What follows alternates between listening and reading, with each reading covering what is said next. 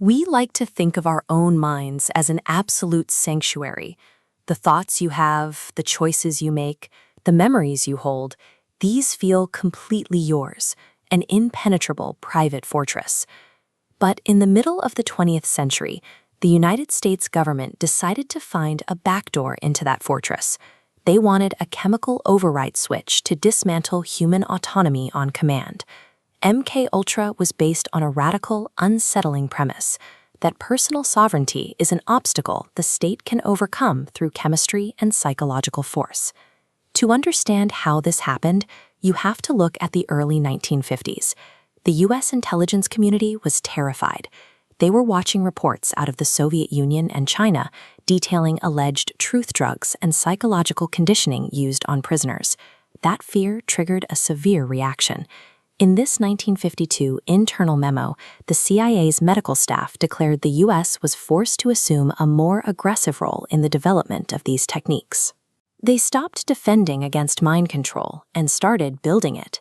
By April 1953, the Director of Central Intelligence, Allen Dulles, officially approved a highly classified research program. It was built on a proposal by this man, Richard Helms, who would later become director himself. The project was named MKUltra. Helms laid out the objectives in plain English. Looking at his original proposal, the goal was the research and development of chemical, biological, and radiological materials capable of employment in clandestine operations to control human behavior. The ambient panic of the Cold War provided a blank check. To fight the threat of communism, the intelligence community felt justified in declaring a covert war on the human psyche. Initially, the CIA tested these drugs on volunteers, but they quickly realized that a willing participant in a lab doesn't react the same way an enemy spy would. According to the Inspector General's report, the project shifted. The final phase of LSD testing required surreptitious administration to unwitting non-volunteer subjects in normal life settings. To do this, the CIA used undercover agents from the Bureau of Narcotics as a front. An agent would invite a target to a safe house, secretly slipping the test drug into their drink or food. The official procedure notes subjects were selected at random in a bar. There was zero scientific rigor. The document is blunt. Prior consent was obviously not obtained. There were no medical personnel on hand, and no follow-up was conducted. Without their knowledge, everyday citizens became test subjects for a secret weapons program, turning the American public into a living laboratory for the CIA. The CIA wasn't alone. Military intelligence ran their own field tests under codenames, like Project Third Chance and Project Derby Hat, deliberately deploying LSD to interrogate foreign nationals and suspected spies overseas.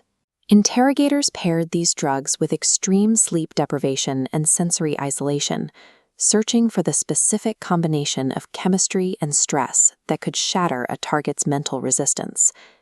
The theoretical pursuit of mind control inevitably came with a fatal cost closer to home. In November 1953, the CIA secretly slipped LSD into a glass of Cointreau given to Army civilian employee Dr. Frank Olson during a work retreat. Shortly after the retreat, Dr. Olson began exhibiting symptoms of paranoia and chemically induced schizophrenia. Seeking psychiatric help in New York City under CIA supervision, he ultimately fell to his death from a 10th-story window in the Statler Hotel.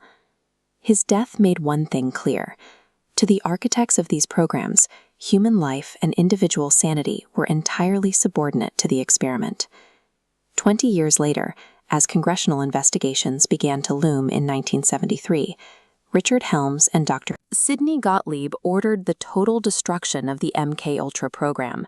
In his testimony, Helms admitted they destroyed the files so that nobody involved would be subject to follow-up or questions, embarrassment, if you will. This was an intentional, institutional erasure of accountability, designed to ensure that the full scope of the human testing could never be accurately reconstructed. The government almost succeeded in erasing it entirely. The truth only surfaced because a cache of financial documents was misfiled in a separate building, surviving just long enough to be uncovered by Senator Frank Church and his investigative committee in 1976. After reviewing what little evidence remained, the committee's final report delivered a damning verdict. They concluded that the nature of the covert testing, conducted for years without safeguards, indicated a severe disregard for human life and liberty. The intelligence agencies broke the law.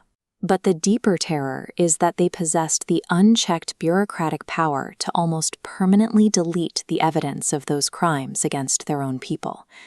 We want to believe that the space inside our heads belongs to us alone. MKUltra proved that human autonomy is fragile. It is a delicate biological mechanism that can be picked apart by chemistry and state pressure.